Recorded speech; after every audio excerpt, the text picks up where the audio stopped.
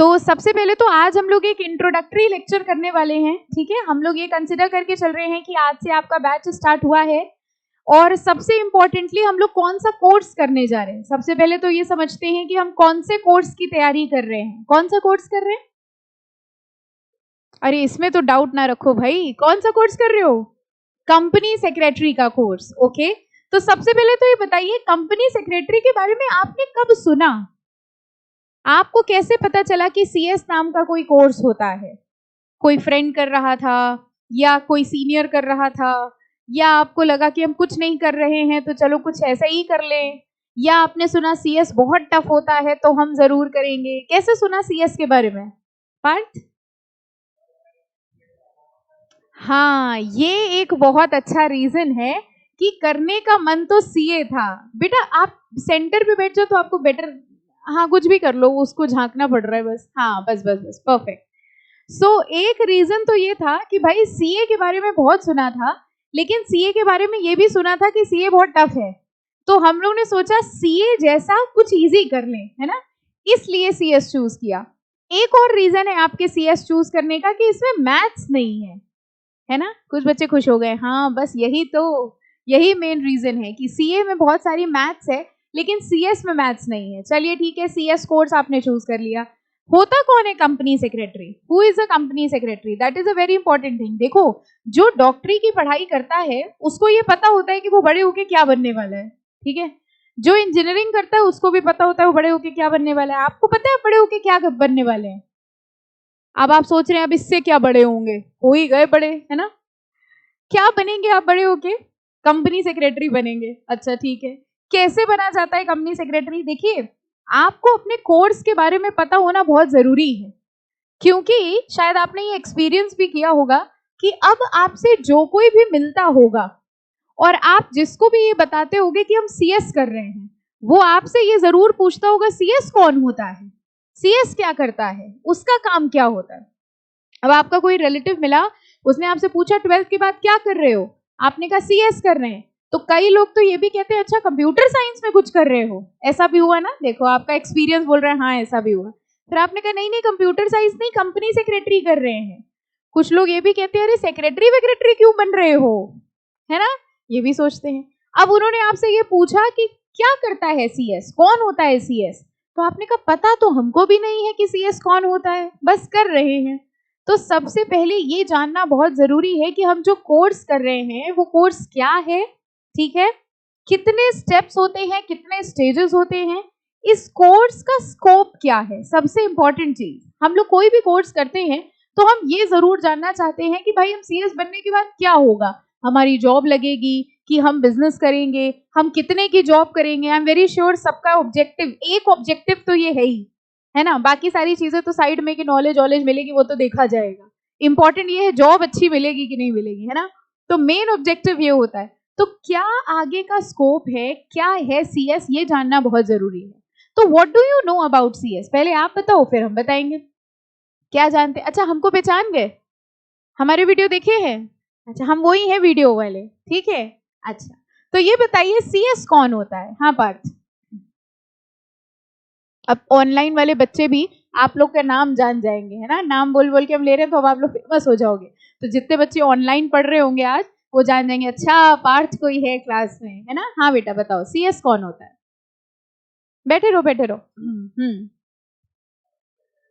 Company secretary होता है, एकदम बहुत अच्छा आंसर दिया है। और बताओ कंपनी सेक्रेटरी के अलावा बताओ और क्या करता है सीएस, क्या करता है? इतना एनालिसिस नहीं किया है, वेरी गुड। देखो इसीलिए मैंने आज ये टॉपिक रेज किया, क्योंकि आप जो कोर्स कर रहे हो आपको आगे जाके करना क्या है ये पता होना बहुत जरूरी है। हाँ बेटा, गवर्न करता है। ओके, कंपनी सेक्रेटरी कंपनी को गवर्न करता है, कैसे? फाइनेंशियली हेल्प करके। तो क्या कंपनी सेक्रेटरी कंपनी को पैसे देता है? अब आप सोच रहे हैं हमारे पास तो कुछ है नहीं, हम तो खुद ही कंपनी की इस उम्मीद पे जाएंगे कि वो हमको पैसा दे, है ना। और सोचो और क्या करते हैं। हाँ बेटा सत्यम। हम्म वेरी गुड, एक आंसर बहुत अच्छा आया कि कंपनी के लॉ को मेंटेन करता है। ओके, हाँ बेटा, ओके वेरी गुड, कंपनी की मीटिंग्स वगैरह अरेंज करता है। कौन सी मीटिंग्स होती है कंपनी के अंदर? कौन सी मीटिंग होती है कंपनी के अंदर, बताइए जरा। अरे वहां बहुत सारे लोग होते हैं, वो मीटिंग कर लेते हैं ना, इसमें क्या पूछना। हाँ बेटा, शेयर होल्डर्स की मीटिंग, वेरी गुड। ओके, अब देखो मिलजुल के आंसर आ रहा है ना। हाँ बेटा, कंपनी के लॉज देखता है और क्या करता है? बस लॉ देखता फिर घर आ जाता है, ज्यादा कुछ नहीं हो पाता कंपनी सेक्रेटरी से। ओके ठीक है, तो आप सबके मिले जुले आंसर से इतनी बात तो समझ में आ गई कि कंपनी सेक्रेटरी कंपनी में कुछ ना कुछ काम करता है ना। देखिए, सबसे पहले हम लोग अंडरस्टैंड करेंगे कि कंपनी सेक्रेटरी का मतलब क्या हुआ। पहली चीज तो कंपनी सेक्रेटरी का सेक्रेटरी से कोई लेना देना नहीं है। कई बार हम लोग को लगता है अच्छा जैसे पर्सनल सेक्रेटरी होता है ना, वैसे ही कंपनी सेक्रेटरी होता है। नो, यहां पर सेक्रेटरी का मतलब होता है सेक्रेटेरिएट वर्क। सेक्रेटेरिएट वर्क का मतलब होता है लीगल वर्क। कंपनी सेक्रेटरी को लॉ का एक्सपर्ट माना जाता है। लॉ का मतलब समझते हो? कानून। लॉ तो सुना ही होगा सबने, कानून जिससे हमारी कंट्री चलती है। ये जो लॉ होते हैं, बताओ ये मैंडेटरी होते हैं कि ऑप्शनल होते हैं? What do you mean by the word mandatory? Compulsory. ये लॉ मानना कंपल्सरी होता है कि ऑप्शनल होता है? मतलब हम रास्ते में जा रहे हैं, हम चाहें तो हेलमेट पहने, चाहें तो ना पहने, कि हेलमेट पहनना मैंडेटरी होता है? अच्छा, इसमें आप डाउट कर रहे हैं, पता नहीं होता है कि नहीं, हमने तो पहना नहीं आज तक, है ना। मैंडेटरी होता है कि ऑप्शनल होता है? अच्छा, अगर आप स्कूटर चला रहे हैं, गाड़ी चला रहे हैं, तो लाइसेंस रखना मैंडेटरी है कि जब मर्जी जाए रख लो, जब मर जाओ रहने दो? मैंडेटरी।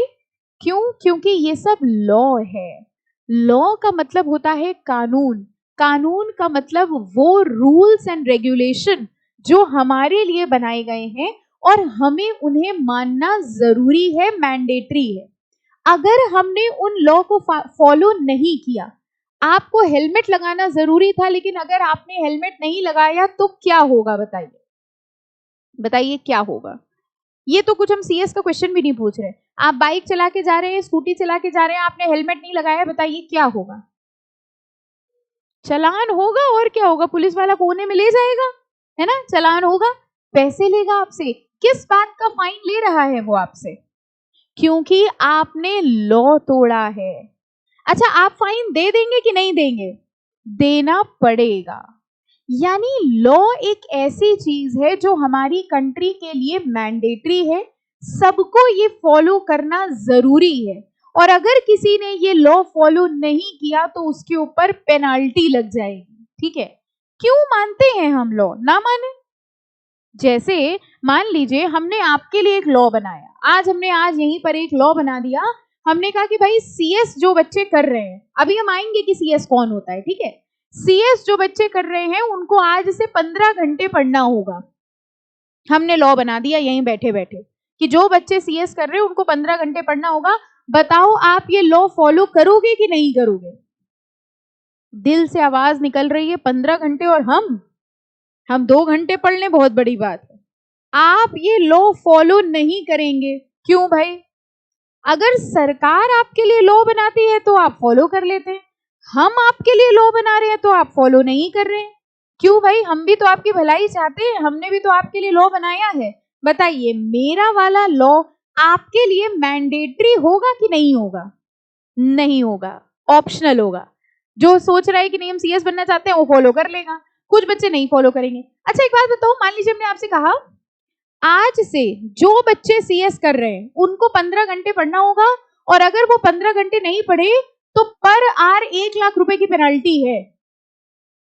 फिर से रिपीट करें, पर आर, हर घंटे 1 लाख रुपए की पेनल्टी है। दोगे? कल से झोला भर के बैग ले आना, पैसे नहीं दोगे। यानी कि हमने आपके लिए लॉ बनाया, आपने फॉलो नहीं किया। हमने पेनल्टी लगाई, आपने फॉलो नहीं करी। लेकिन सरकार आपके लिए लॉ बनाती है तो आप फॉलो कर लेते हो और पेनल्टी भी दे देते हो। क्यों भाई, ऐसा क्यों? क्या आप जानते हैं हम लोग इस लॉ को फॉलो करते क्यों हैं? कहां से बने हैं ये सब लॉ? कहां से ओरिजिनेट हुए हैं? सबको पता है इसका आंसर? कॉन्स्टिट्यूशन। याद करिए जब आप छोटे थे और आप हिस्ट्री पढ़ा करते थे, हिस्ट्री पढ़ते थे कभी स्कूल में? हिस्ट्री की एक बहन थी, सिविक्स, हाँ छोटी सी बहन थी। वहां पर एक चैप्टर आपने पढ़ा होगा कॉन्स्टिट्यूशन। कॉन्स्टिट्यूशन होता है हमारा संविधान, ठीक है। किसने लिखा है कॉन्स्टिट्यूशन? B are Ambedkar. उनकी छुट्टी मनाते हैं ना स्कूल में, अम्बेडकर जयंती की छुट्टी होती थी ना, doctor B are Ambedkar ji थे जिन्होंने हमारा संविधान लिखा। और अगर आपको कॉन्स्टिट्यूशन के बारे में कुछ याद हो तो एक लाइन जरूर याद होगी, the constitution is made for the people, by the people, of the people. ये संविधान हमारे लिए बनाया गया है और हम ही ने बनाया है, हमने बनाया है हमारे लिए। अब ध्यान से समझना, हमने लॉ बनाया आपके लिए, आपने फॉलो नहीं किया, लेकिन आपने अगर अपने लिए कोई रूल बनाया तो आप उसे फॉलो करेंगे। लोग कॉन्स्टिट्यूशन इसलिए फॉलो करते हैं क्योंकि वो कॉन्स्टिट्यूशन किसने बनाया है, किसके लिए? लोगों ने बनाया है अपने लिए। और लॉ बनाने की पावर कहां से डिराइव हुई है? कॉन्स्टिट्यूशन। हमारे संविधान में लिखा है कि लोगों के लिए कानून बनाया जाएगा, लोगों के लिए लॉ बनाया जाएगा और लोगों को इस लॉ को फॉलो करना ही पड़ेगा। और अगर लोग इस लॉ को फॉलो ना करें तो उनके ऊपर पेनल्टी लगा दी जाएगी।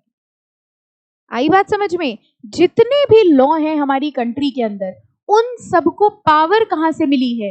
कॉन्स्टिट्यूशन। और उस कॉन्स्टिट्यूशन को पावर किसने दी है? हम लोगों ने। हमने कहा ठीक है हमारे लिए लॉ बना दो, और हमारे लिए अगर लॉ बनाओगे तो हम वो लॉ फॉलो करेंगे। इसका मतलब पहली बात तो आपको ये समझ में आई कि ये सारे के सारे लॉ कहां से ओरिजिनेट हो रहे हैं? कॉन्स्टिट्यूशन। हम ये लॉ क्यों फॉलो करते हैं? क्योंकि ये कहां दिए गए हैं? कॉन्स्टिट्यूशन में।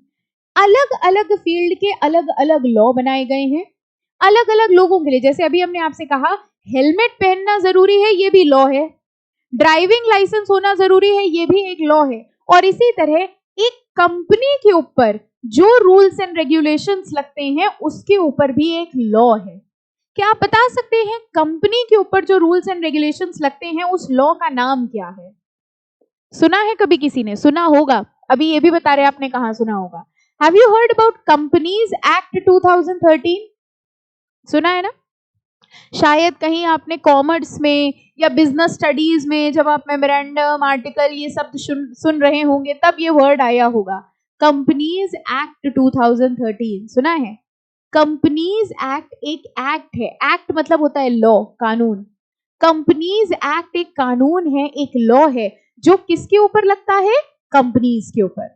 यानी कंपनी कैसे चलेंगी, कंपनी में काम कैसे होगा, कंपनी का रूल्स, रेगुलेशन, मैनेजमेंट सिस्टम, ये सारी की सारी चीजें कहां लिखी होंगी? कंपनीज एक्ट में। अब कंपनीज एक्ट में यह भी लिखा है कि हर कंपनी को कंपनीज एक्ट के हिसाब से चलना है। अगर कोई कंपनी कंपनीज एक्ट को फॉलो नहीं करेगी तो उसके ऊपर पेनल्टी लग जाएगी। यानी हर कंपनी को कंपनी लॉ फॉलो करना मैंडेटरी है।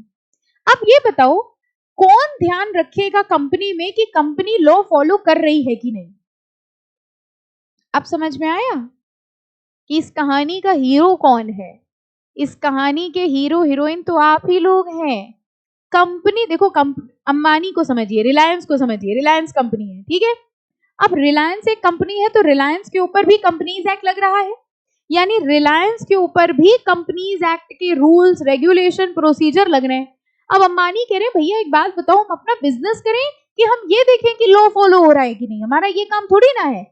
हम एक काम कर रहे हैं, हम एक बंदे को अपॉइंट कर ले रहे, उसका काम ही ये देखना होगा कि सारे लॉ फॉलो हो रहे हैं कि नहीं। बताइए रिलायंस में अंबानी जी किसको अपॉइंट करेंगे? कंपनी सेक्रेटरी को। अब समझ में आया? यानी कि एक कंपनी के ऊपर जितने भी लॉ लग रहे हैं, जितने भी एक्ट लग रहे हैं, रूल्स लग रहे हैं, रेगुलेशन लग रहे हैं, वो सही से फॉलो हो रहे हैं कि नहीं हो रहे हैं, ये देखना किसका काम होता है? कंपनी सेक्रेटरी का। आपको पता है कंपनी सेक्रेटरी का एक और नाम होता है compliance officer. What do we mean by the word complying? Comply करना मतलब फॉलो करना। कंप्लायंस ऑफिसर ये देखता है कि रूल्स एंड रेगुलेशन कंप्लाई हो रहे हैं कि नहीं। तो company secretary is a legal expert. अच्छा खुद सोचो, अगर कंपनी सेक्रेटरी ये देख रहा है कि लॉ फॉलो हुआ है कि नहीं, इसके लिए आपको नहीं लगता कंपनी सेक्रेटरी को भी तो लॉ पता होना चाहिए? जब कंपनी सेक्रेटरी को लॉ के बारे में पता होगा तभी तो वो ये चेक करेगा कि लॉ फॉलो हो रहा है कि नहीं। कंपनी सेक्रेटरी को लॉ के बारे में बताने के लिए ये कोर्स बनाया गया है, कंपनी सेक्रेटरीशिप कोर्स। आप समझ में आए आप पढ़ने क्या जा रहे हो? यानी कि इस कोर्स को करने के बाद आप कॉर्पोरेट वर्ल्ड में एंट्री लेने जा रहे हो। कॉर्पोरेट समझते हो? कंपनीज, जितनी भी बड़ी बड़ी कंपनीज आप सुनते हो, टाटा है, रिलायंस है, जितनी बड़ी कंपनीज, विप्रो है, जितनी कंपनीज के बारे में आप सुनते हो, कोई भी कंपनी बिना कंपनी सेक्रेटरी के काम नहीं कर सकती। हमारे एक्ट में ही, कंपनीज एक्ट में ये मैंडेटरी है, कंपल्सरी है कि हर कंपनी को कंपनी सेक्रेटरी रखना ही पड़ेगा। यानी जितनी बड़ी कंपनियों के नाम आज तक आपने सुने होंगे, कोई भी कंपनी बिना कंपनी सेक्रेटरी के काम नहीं कर सकती। और आप सोच के देखिए, अगर कंपनी में कंपनी सेक्रेटरी नहीं है तो उस कंपनी में रूल्स एंड रेगुलेशंस कोई चेक नहीं कर रहा। अगर कोई रूल्स एंड रेगुलेशन चेक नहीं कर रहा होगा तो कंपनी उन रूल्स एंड रेगुलेशन को फॉलो नहीं करेगी। अल्टीमेटली उन कंपनीज के ऊपर हेवी पेनाल्टीज लग जाएगी।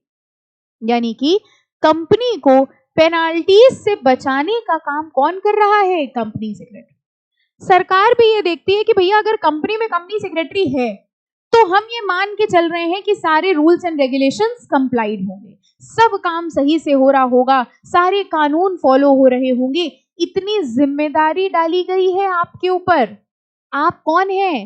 Company secretary. जब आप ये कोर्स कर लेंगे, अच्छा एक बात बताओ, डॉक्टर अपने नाम के आगे क्या लगाता है? डॉक्टर लगाते हैं ना DR डॉट, है ना? आपको पता है ये बात? जब आप CS बन जाएंगे तो आप भी अपने नाम के आगे क्या लगा सकते हैं? CS। यानी आपके नाम का वेट बढ़ जाएगा।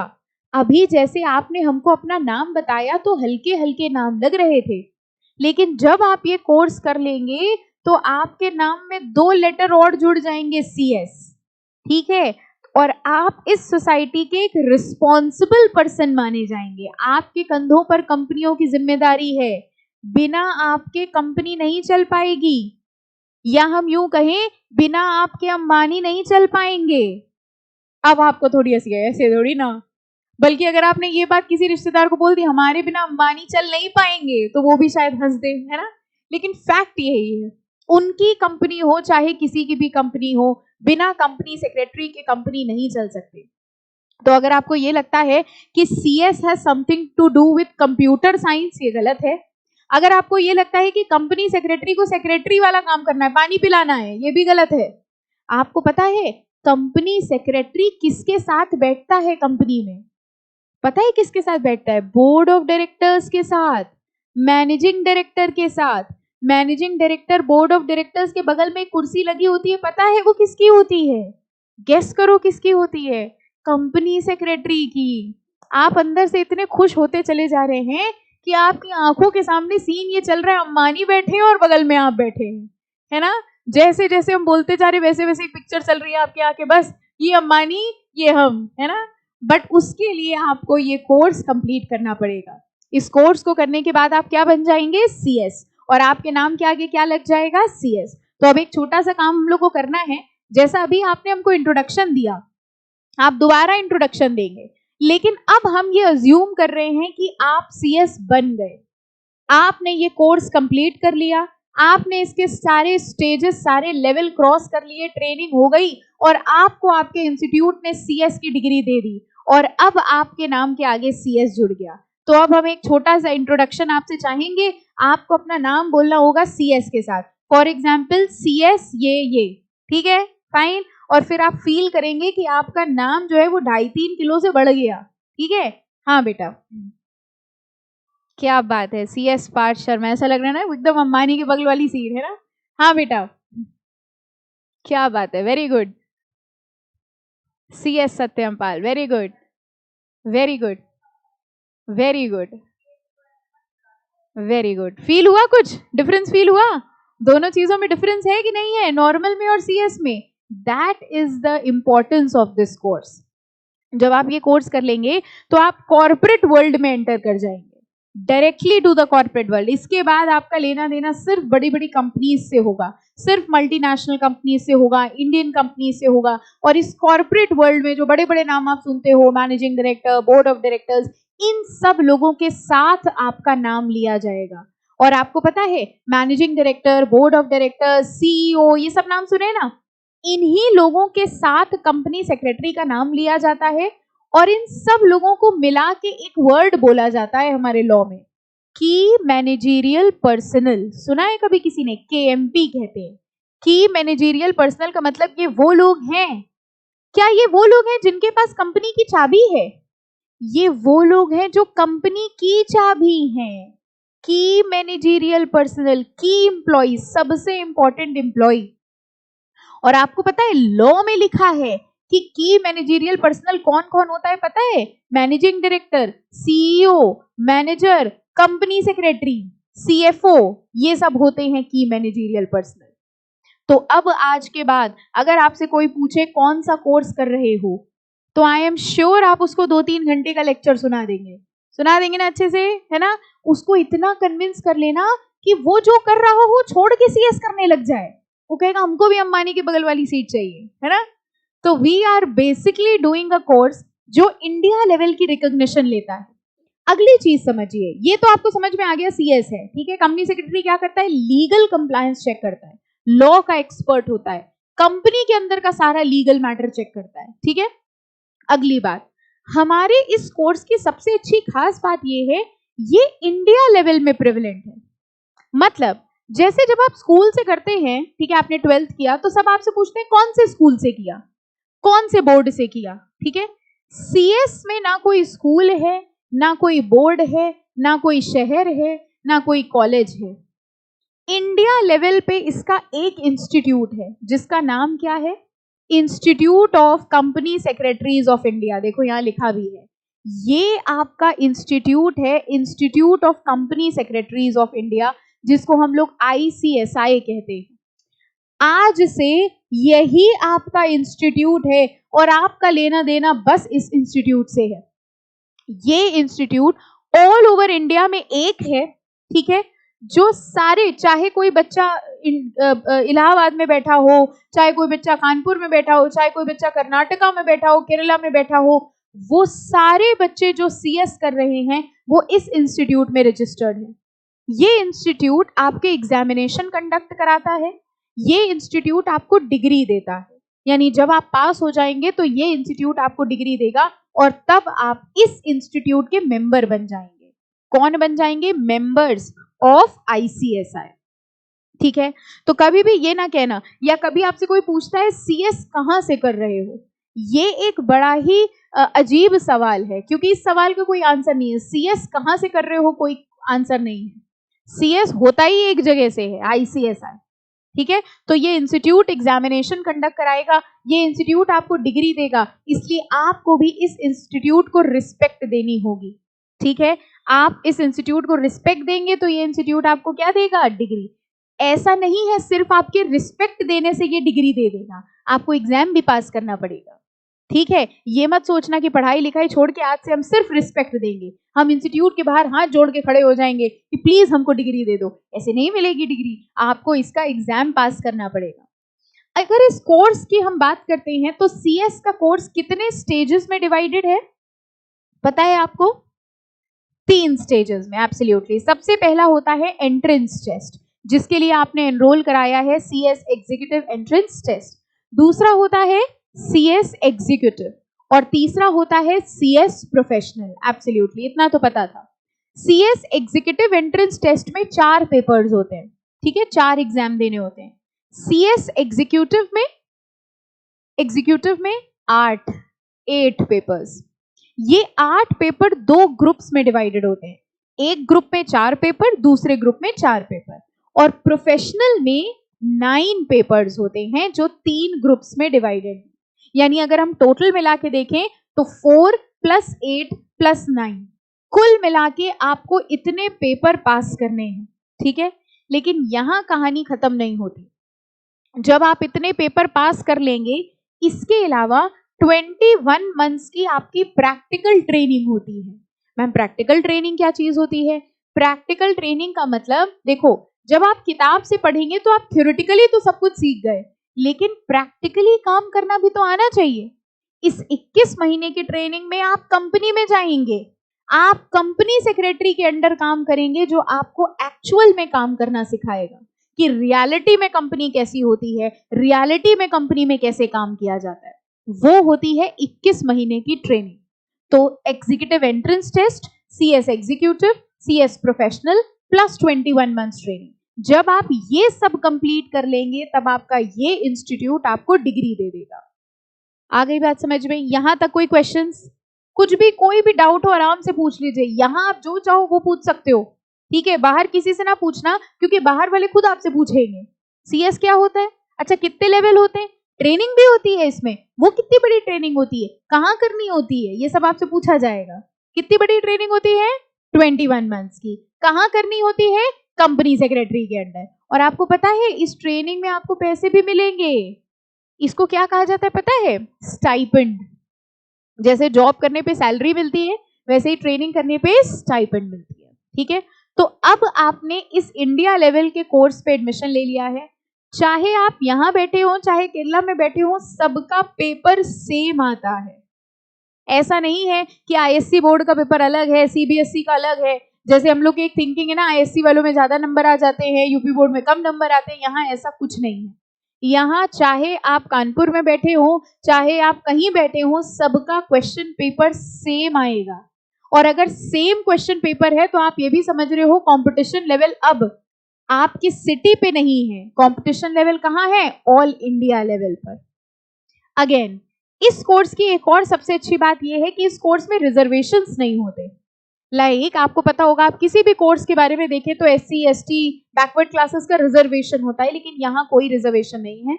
इस कोर्स का एक बड़ा सीधा सा फंडा है, अगर आपके मिनिमम 40 हर सब्जेक्ट में 40 आ जाए और एग्रीगेट 50% मार्क्स आ जाए तो आप पास हो जाएंगे। यानी आपका जो पेपर है, अभी हम डिस्कस करेंगे, आपका जो पेपर होता है वो कितने मार्क्स का होता है आपको पता है? 200 मार्क्स का। अगर 100 नंबर आ जाते हैं किसी भी बच्चे के तो वो ये एंट्रेंस टेस्ट क्वालिफाई हो जाएगा। और एंट्रेंस टेस्ट क्वालिफाई होने का मतलब आपको एंट्री मिल गई है कहाँ? सीएस एग्जीक्यूटिव में, ठीक है? ये सीएस एग्जीक्यूटिव एंट्रेंस टेस्ट का पेपर एक साल में कितनी बार होता है? 4 बार। 4 बार। जनवरी जो आपका पड़ेगा, ठीक है, उसके बाद एक मई में होता है, फिर एक जुलाई में होता है और फिर एक नवंबर में होता है, ठीक है? आपका बेनिफिट क्या है मैं आपको बताती हूँ। जनवरी वालों का वो लास्ट अटेम्प्ट है जिनको जून में एग्जीक्यूटिव मिल जाएगा। मतलब अगर आप जनवरी वाला CS executive entrance test pass हो जाते हैं, जो कि आप पास हो जाएंगे, तो आपको ये बेनिफिट मिलेगा कि इसी जून में आपको एग्जीक्यूटिव का एक ग्रुप यानी कि 4 पेपर देने की एलिजिबिलिटी मिल जाएगी। And I am very sure कि सब लोग जल्दी सीएस बनना चाहते होंगे। कोई ऐसा तो नहीं है जिसने सोचा अब 10 साल की फुर्सत आराम आराम से करेंगे, एक दिन आएगा जब हम और हमारे बच्चे सब साथ में देने आ रहे होंगे, है ना? आप भी सीएस का पेपर दे रहे हैं, बच्चा भी बगल में सीएस का पेपर दे रहा है, ऐसा होगा नहीं, जल्दी जल्दी बनना है ना। तो इसलिए ये सबसे अच्छा बेनिफिट है जनवरी अटेम्प्ट वालों का कि आपका पेपर जनवरी में होगा, एक हफ्ते के अंदर रिजल्ट आ जाता है और इमीडिएटली आपको जून में सीएस एग्जीक्यूटिव के 4 पेपर्स देने का मौका मिल जाएगा और दिसंबर में आपका एग्जीक्यूटिव के अगले 4 पेपर होंगे। इसका मतलब समझ रहे हो? इसका मतलब ये कि जनवरी नेक्स्ट ईयर, ठीक है, अब ध्यान से समझना, जनवरी नेक्स्ट ईयर आप सीएस ईईटी में हैं एंड नेक्स्ट ईयर जनवरी आप सीएस प्रोफेशनल में हैं। सोच के देखो, बेनिफिट समझ में आया इस कोर्स का? That is the benefit. ये जो जैन आने वाला है इसमें आप सीएस ईईटी में और अगले जैन में आप सीएस प्रोफेशनल में होंगे, अगर आपने एक बार में सब कुछ क्लियर कर लिया। समझ में आया? ठीक है, सो ये एक बहुत बड़ा बेनिफिट है इस कोर्स का। ओके, अब हम लोग फोकस करते हैं सीएस ईईटी पर, ठीक है, क्योंकि हमें अब इस एग्जाम की तैयारी करनी है और बीइंग द स्टूडेंट्स ऑफ शिक्षा हमारा ये टारगेट रहता है कि हमारे लिए, हम लोगों ने डे 1 से ये डिसाइड किया है कि शिक्षा के बच्चों के लिए पासिंग मार्क्स कितने हैं पता है आपको? 200 में से 200। इसका मतलब क्या हुआ मैम? ये कैसी बात है? पता होता कहीं और एडमिशन ले लेते। 200 में से 200 का मतलब ये हुआ, एक बात बताओ, बोर्ड एग्जाम में आपने कितने नंबर लाने की तैयारी की थी? 100 में 100? हर बच्चा ये सोचता है 100 में 100 आ जाए। आए? नहीं आए। जब आप 100 की तैयारी करते हो ना, तब आपके 90, 80, 70 तक रह जाते हैं। अगर आप 70 नंबर की तैयारी करोगे तो आपके 40-50 रह जाएंगे। समझ में आया? अगर आप 200 में से 200 लाने का टारगेट रखोगे तब आपके 180, 190 आएंगे। हमें 100 हमारे लिए पासिंग क्राइटेरिया नहीं है। आपको अपने माइंड में ये सेट करना है कि हमें 200 में से 200 लाने, चाहे कुछ भी हो जाए, और तब जाके आपके 180, 190 आएंगे। कोई बड़ी बात नहीं, हो सकता है आपका इंडिया टॉप आ जाए रिजल्ट, हो सकता है आप ही वो पूरे कंट्री में, पूरे भारत देश में आप वो बच्चे हो जिसके 190 नंबर आ जाए और इंडिया के टॉपर आप हो। सोच के खुश हो गए आप, आपने सोचा आए ना आए, फिलहाल तो खुशी मिल गई। इंडिया के टॉपर, सारे न्यूज़पेपर वाले आपका इंटरव्यू ले रहे हैं, है ना, न्यूज़पेपर में बड़ी बड़ी फोटो आई है। हाँ ऐसा होगा, आप सेलिब्रिटी बनेंगे, लेकिन उसके लिए पहले हमें क्या करनी पड़ेगी? पढ़ाई। ठीक है, तो हम लोग ये कोर्स स्टार्ट करने वाले हैं। अब आई थिंक आपको ये भी समझ में आ गया कि ये कोर्स करके आप क्या बनने वाले हैं? Company secretary. कंपनी सेक्रेटरी एक लीगल एक्सपर्ट होता है जो कि बेसिकली ये चेक करता है कि लॉ की कंप्लायंस हो रही है कि नहीं, लॉ फॉलो हो रहा है कि नहीं, ये देखना मेन काम होता है कंपनी सेक्रेटरी का। यानी आज से आप एक ऐसे रास्ते पे चल रहे हैं जो लॉ की तरफ आपको लेके जा रहा है। You are going to become the expert of law. I am very sure आप सबने बीकॉम में भी एडमिशन ले लिया होगा, ग्रेजुएशन में। ठीक है, सबसे अच्छी बात है, अगर नहीं लिया तो ले लीजिए, ठीक है, ग्रेजुएशन करना जरूरी है, सिर्फ सीएस के भरोसे नहीं रहना है आपको। सबसे अच्छी बात ये है, जैसे जैसे आपका ये चलेगा 3 लेवल्स, वैसे वैसे आपका ग्रेजुएशन चलेगा। और आपको पता है 60 to 70% कोर्स सेम है दोनों का। ये आपको बेनिफिट होगा कि आप पढ़ाई कर रहे होंगे सीएस की और बाय डिफॉल्ट आपका बीकॉम तैयार होता जा रहा होगा। इसलिए बीकॉम के लिए अलग से कुछ भी पढ़ने की रिक्वायरमेंट नहीं है। वैसे भी सीएस इतना हाई लेवल कोर्स है कि जब आप इतनी हाई लेवल की प्रिपरेशन कर लोगे तो डेफिनेटली आपको बीकॉम वाले एग्जाम के लिए बहुत एक्स्ट्रा मेहनत करने की रिक्वायरमेंट नहीं होगी। ठीक है, एनी क्वेश्चन स्टिल हियर? कुछ भी पूछना चाहो कुछ भी पूछ लो। जॉब कितने की लगती है? क्या करना होगा सीएस के बाद? कुछ ऐसा? अच्छा एक चीज और, सीएस बनने के बाद आपके सामने 2 ऑप्शंस होते हैं।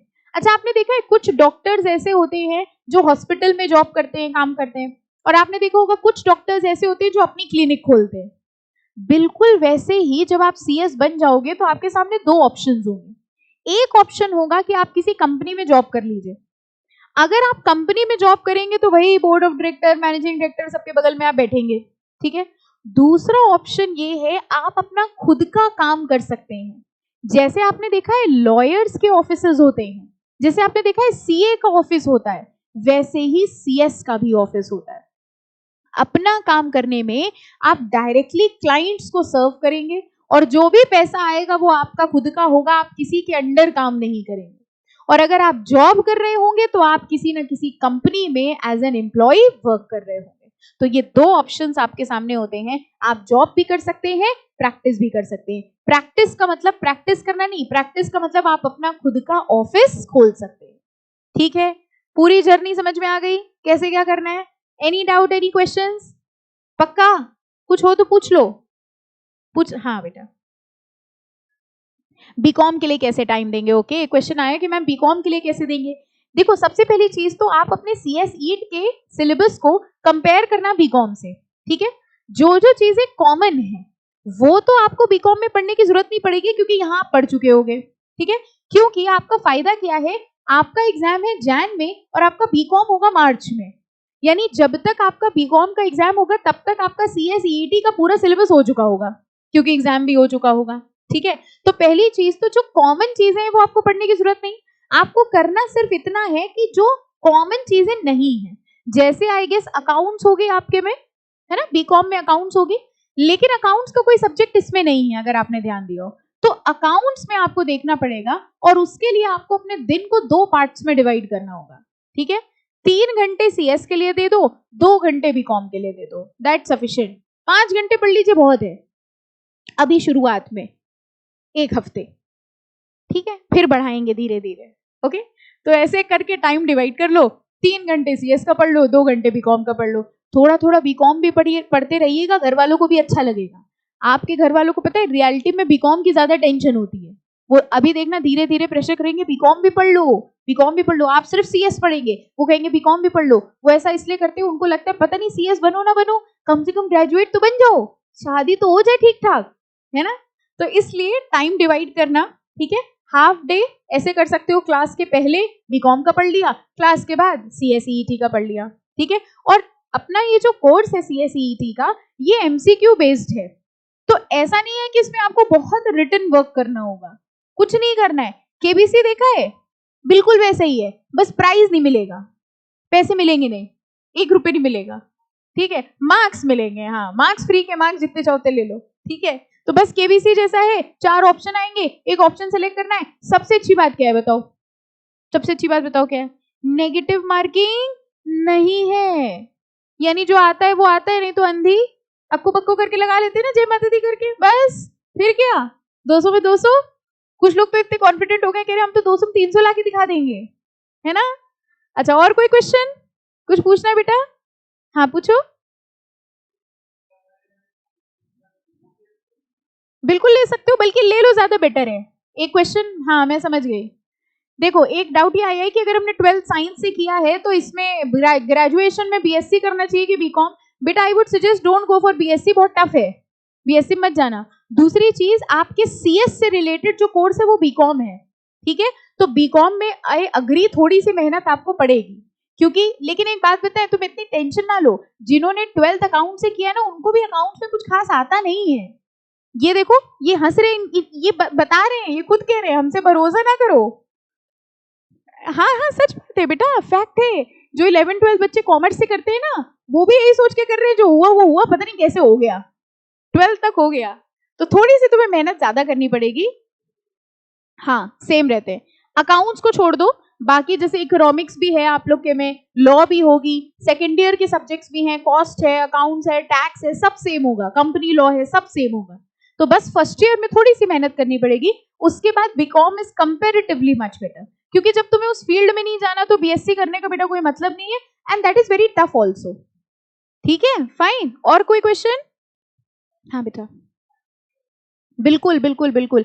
ट्रेनिंग के लिए जो 21 महीने की ट्रेनिंग है वो आप एग्जीक्यूटिव पास होते ही करना शुरू कर दो। जैसे ही एग्जीक्यूटिव निकल जाए दोनों ग्रुप, आप एक तरफ ट्रेनिंग करते रहो और एक तरफ प्रोफेशनल के पेपर देते रहो, टाइम बचेगा। 21 महीने की ट्रेनिंग करनी है, उसी के साथ साथ प्रोफेशनल के पेपर्स देते रहो तो टाइम बच जाएगा। तो you can start your training immediately after executive, ठीक है। हाँ बेटा कौन से यूपी बोर्ड वाले? अरे सब कर सकते हैं, हम देखो हिंदी में बोल रहे हैं, जितना हम बोल रहे हैं समझ आ रहा है, बस यही है सीएस। लिखने वाले पेपर्स ना, लिखने वाले पेपर कह रहे हो ना? हाँ हाँ कोई दिक्कत नहीं आएगी, कोई भी दिक्कत नहीं आएगी बेटा, बिलीव में कोई दिक्कत नहीं आएगी। अगर ऐसा होता तो तुम्हें नहीं लगता इंस्टीट्यूट ने ऐसा कहा होता कि सिर्फ इंग्लिश मीडियम वाले बच्चे करेंगे? ऐसा बिल्कुल भी नहीं है। ये कोर्स, पहली चीज तो इस कोर्स में इंग्लिश सिर्फ और सिर्फ एक सब्जेक्ट के अंदर एक चैप्टर है, दैट्स इट। इस कोर्स को सिर्फ आपकी क्वालिटी चाहिए, उनको आपसे इंग्लिश में ऐसे नहीं लिखवाना है, उनको ये चाहिए कि आपके अंदर काबिलियत कितनी है, आप कंपनी संभाल पाओगे कि नहीं। उनको इंग्लिश इंग्लिश ही पढ़ाना होता तो एमबीए कर लेते ना।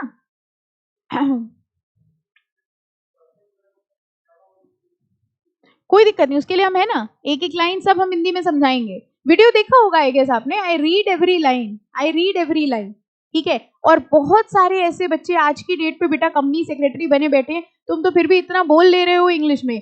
कोई बहुत सारे ऐसे बच्चे हैं जो एक वर्ड भी नहीं बोल पाते थे इंग्लिश का, लेकिन today they are company secretary and earning a very very good amount. तो इस कोर्स का इंग्लिश से कोई लेना देना नहीं है। हाँ लेना देना है, सीएस सीट में एक चैप्टर है, लेना देना बस उतना है, और उसके बाद है भी नहीं इंग्लिश। आपके सीएस एग्जीक्यूटिव एंट्रेंस टेस्ट में जो सब्जेक्ट है उसमें से सिर्फ लॉ एक ऐसा सब्जेक्ट है जो जिंदगी भर आपके साथ रहेगा।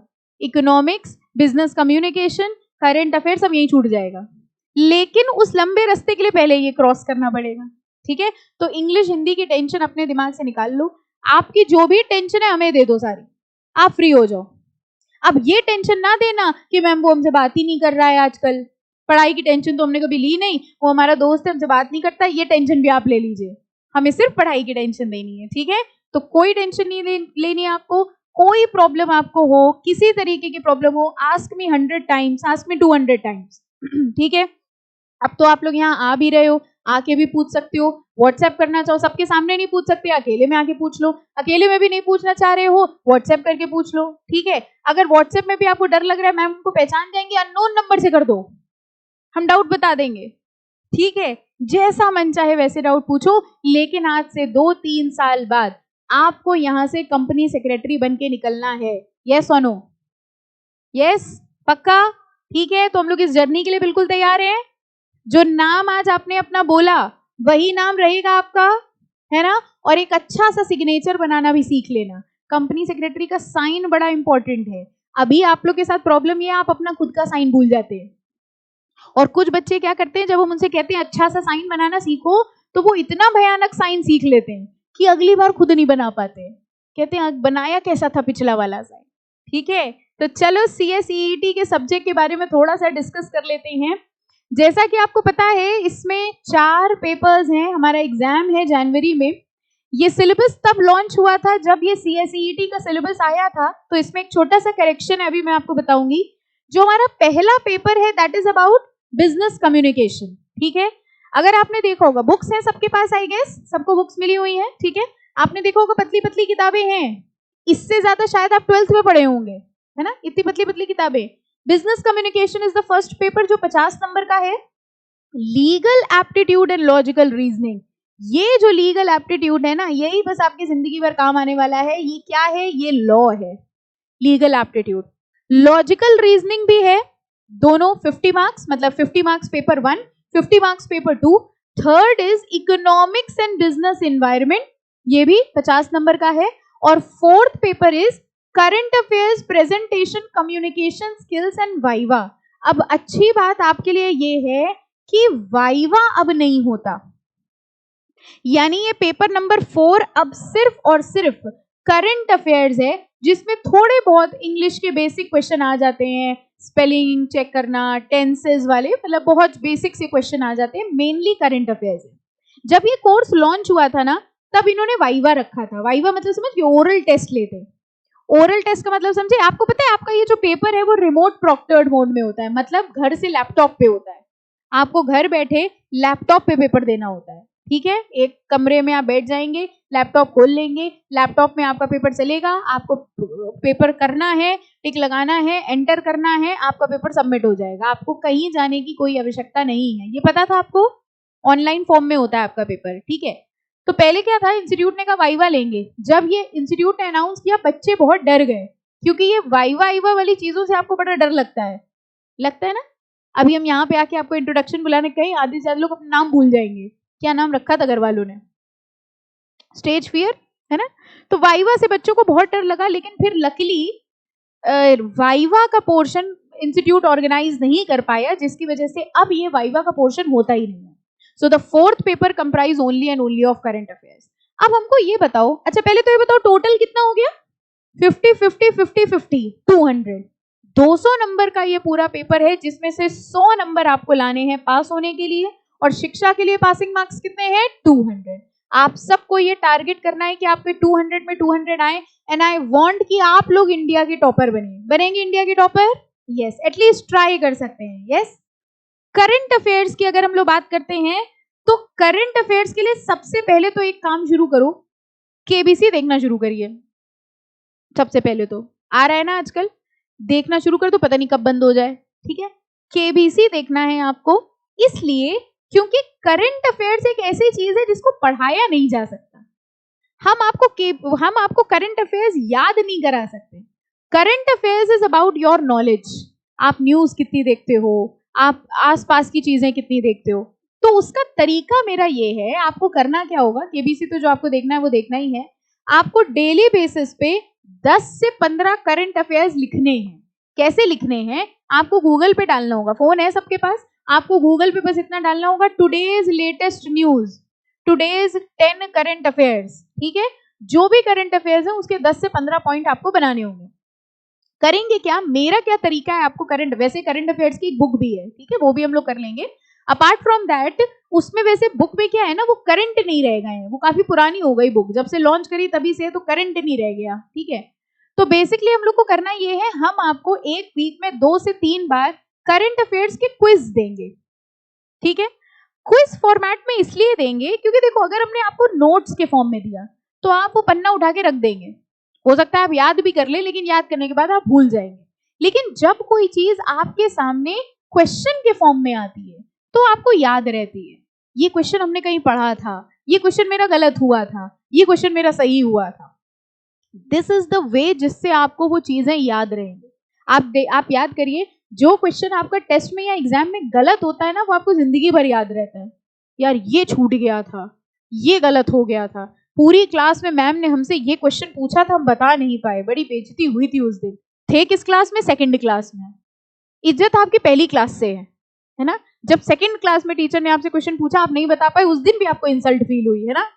तो लेकिन वो क्वेश्चन याद होगा, ये पूछा गया था। बस वही तरीका है, करंट अफेयर्स के क्विज होंगे टाइम टू टाइम, तो आपको क्वेश्चंस मिलेंगे, आपकी ऐप है आपके पास, उसमें आपको क्विज मिलेगा, वो आपको करना होगा, ठीक है। वो सिर्फ एक तरीका है मेरा आपको क्वेश्चंस देने का, आपको आता है बहुत अच्छी बात है, उनको नोट भी करते जाना।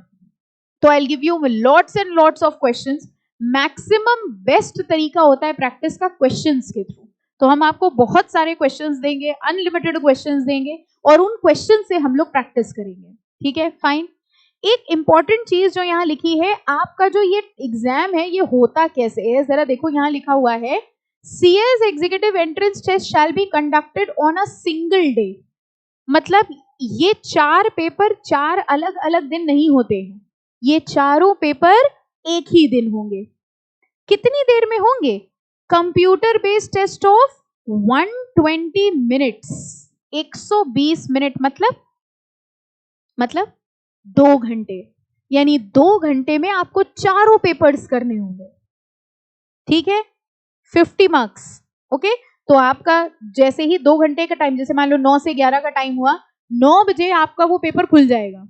अब उसमें फर्स्ट पार्ट शुरू हुआ, बिजनेस कम्युनिकेशन के क्वेश्चन आ रहे हैं, फिर उसके बाद उसी में आ जाएगा पेपर 2, फिर पेपर 3, फिर पेपर 4, और जैसे ही टाइम अप होगा आपका वो पेपर ऑटोमेटिकली सबमिट हो जाएगा, ठीक है। उसकी प्रैक्टिस आपकी ऐसे होगी, जो ऐप पे हम लोग आपका टेस्ट लेंगे वो भी टाइम बेस्ड होगा। तो जैसे अगर हमने आपको 20 क्वेश्चन दिए तो हम आपको लेट से 10 मिनट दे देंगे, 10 मिनट तक आपने जितने लगा लिए, 10 मिनट बाद वो टेस्ट ऑटोमेटिकली सबमिट हो जाएगा, सो दैट आपको टाइम की प्रैक्टिस हो। ऐसा ना हो कि आप एक पेपर लिए ही पूरा करते चले जा रहे हैं, और वो करना भी कैसे है उसकी स्ट्रेटेजी भी हम आपको टाइम टू टाइम बताते रहेंगे, ठीक है। तो 120 मिनट का होगा 2 घंटे का, और इस 2 घंटे में आपको चारों पेपर्स करने हैं। वाइवा का जो पोर्शन पहले 15 मिनट का इन्होंने बोला था, अब उसको कैंसिल कर दिया गया है। नंबर ऑफ क्वेश्चंस की अगर हम लोग बात करें, मैम क्या एक एक क्वेश्चन आएगा, no, 35 questions will be there, 35 question, बस 35 35 35, और अब ये भी 35, ओके। 35 क्वेश्चन का मतलब ये हुआ कि एक क्वेश्चन, कुछ क्वेश्चन होते हैं जो एक एक नंबर के होंगे, कुछ क्वेश्चन होंगे जो 2-2 नंबर के होंगे, तभी 35 बना। That means there will be 35 question comprising of 50 marks, 35 question 50 marks. अब होगा कैसे पेपर, आपका पेपर खुला, पहला क्वेश्चन आपके सामने खुल गया, बिजनेस कम्युनिकेशन का फर्स्ट क्वेश्चन, ठीक है। आपके पास ऑप्शन होगा, अगर आपको वो क्वेश्चन आता है आप टिक लगा दीजिए और नेक्स्ट करके नेक्स्ट क्वेश्चन पे आ जाइए। आप उस क्वेश्चन को स्किप भी कर सकते हो, तो वो क्वेश्चन दोबारा लास्ट में आएगा। मतलब जैसे मान लीजिए क्वेश्चन आया, आपको लग रहा है बहुत बड़ा क्वेश्चन है, जैसे मान लो इंग्लिश में कॉम्प्रीहेंशन आ गया, अब कॉम्प्रीहेंशन का क्वेश्चन टाइम बहुत लेगा, तो कॉम्प्रीहेंशन के क्वेश्चन को आप सोच रहे हो बाद में करेंगे लास्ट में, तब तक हम करंट अफेयर्स वगैरह कराएं जाके, तो आप उस क्वेश्चन को स्किप कर दीजिए, आप अगले क्वेश्चन पे आ जाइए, उसको सॉल्व करिए, फिर अगले पे आइए, लास्ट में जब सब हो जाएगा तो जो आपके बचे रह गए हैं वो फिर आने लग जाएंगे, ठीक है। तो टेंशन लेने की ऐसा कोई बात नहीं है, एंड बिलीव मी 2 घंटे का टाइम मोर देन सफिशिएंट है, बच्चों का 2 घंटे के पहले ही हो जाता है पेपर। 35 क्वेश्चन करने में आपको हार्डली 2 घंटे तो बहुत है, हार्डली 1 आवर या सवा घंटा ऐसे कुछ लगता है, तो पेपर छूटने का ऐसा इसमें कोई भी चांस नहीं होता। समझ आ गया सबको? Any questions now? कुछ और पूछना है? पक्का? और एक सबसे इंपॉर्टेंट बात कि MCQ क्वेश्चन का कोर्स बहुत डिफिकल्ट है, मतलब course difficult in the sense कि जरूरी नहीं है सारे क्वेश्चन आपकी किताब से ही आएंगे। ये किताब सिर्फ एक स्टडी मटेरियल दिया है कि भाई ये कोर्स है, ठीक है। अब क्वेश्चन इसके बाहर भी आ सकते हैं, लेकिन उसके लिए तो हम बैठे हैं। हम आपको टेस्ट में जो देंगे वो भी जरूरी नहीं है किताब से आए। तो अगर आप ये सोच रहे थे बस ये किताब रट डालेंगे, उससे भी काम नहीं चलेगा भैया। इंडिया लेवल है, केबीसी से कम ना समझो इसको। हमने बताया ना, बस पैसे नहीं मिलेंगे, बाकी सब सेम है, ठीक है, फाइन। तो बेसिकली मेंटली प्रिपेयर्ड रहिए कि कुछ क्वेश्चंस बाहर से भी आएंगे, लेकिन जितने ज्यादा क्वेश्चंस आप प्रैक्टिस करोगे, हम लोग आपको वर्कशीट देंगे, प्रैक्टिस टेस्ट देंगे, सब कुछ होगा। जितने ज्यादा क्वेश्चंस प्रैक्टिस करोगे उतने ही क्वेश्चन मेन एग्जाम में आपको हेल्प करेंगे। और एनी हाउ अगर आपने ये एंट्रेंस टेस्ट जनवरी वाला क्लियर कर लिया, एग्जाम किस डेट को है? What is the date? 3rd and 4th। 2 date कैसे होंगी? एक ही दिन होता है पेपर। चेक करो क्या डेट है। 3 नहीं है वैसे, चेक करना क्या डेट है। एग्जाम की डेट तो पता होनी चाहिए भाई, है ना। तो चेक करिएगा आज क्या डेट है, आपका एग्जाम कब है। ना समझ आए कहाँ चेक करना है तो हमें बता देना, हम ये बता देंगे कहाँ चेक करना है, ठीक है। तो डेट आप देख लीजिएगा, हिंट दे दे रहे, फर्स्ट वीक में ही होता है, जनवरी की फर्स्ट वीक में है, ठीक है। तो जनवरी की फर्स्ट वीक में आपका पेपर है, इसका मतलब we have in hand November and full December and few days of October, ठीक है। और इस अराउंड 2.5 महीने कह लो या 2 महीने 10 दिन में you have to score at least 150 above marks. 150 से ऊपर तो आपको लाने ही लाने। I hope everything is clear. CS क्या होता है समझ में आ गया, ICSI क्या है समझ में आ गया, ठीक है। CSEET क्या है ये भी समझ में आ गया, चारों सब्जेक्ट समझ में आ गए, ठीक है। अब सिर्फ क्या बचा है? पढ़ना, यही तो बचा है ना। और any other question if you have? हाँ बेटा, हाँ करंट अफेयर मतलब करंट अफेयर, कोई भी सेक्टर कुछ भी पूछ सकते हैं, नेशनल इंटरनेशनल एनीथिंग। अगर बीच में कोई इवेंट हो जाता है, जैसे अभी ओलंपिक्स का हुआ था, तो हम लोग एक्सपेक्ट कर रहे हैं अभी नवंबर में एक पेपर है CSEET का, जो नवंबर वाले बच्चों का है, तो वी आर एक्सपेक्टिंग कि ओलंपिक्स और पैरा ओलंपिक्स से बहुत ज्यादा क्वेश्चन पूछेंगे। तो ऐसा कोई भी इवेंट हो, IPL से क्वेश्चन पूछ सकते हैं, एनी फील्ड, कोई भी फील्ड हो, ये सारे क्वेश्चंस पूछेंगे। और टाइम टू टाइम इंस्टीट्यूट भी अपने क्वेश्चंस निकालता रहता है, which I am going to share with you all, ठीक है। तो वो किसी भी फील्ड से हो सकते हैं। वही है, जितना ज्यादा न्यूज देखिए, जितना ज्यादा चीजें पढ़ेंगे, उतना ही आपके लिए हेल्पफुल होगा। Anything else? और कुछ पूछना है? पक्का? ठीक है, चलो। तो अब आपकी इकोनॉमिक्स की क्लास होगी, I guess this was just an introductory session, okay. कुछ पूछना हो तो आप पूछ सकते हो, एंड नेक्स्ट लेक्चर से आपको अपनी बुक्स लेके आनी है, ठीक है। तो जो भी आपको इंपॉर्टेंट चीजें हैं वो आप उसी बुक में मार्क कर सकते हो, ठीक है, fine. Thank you all of you.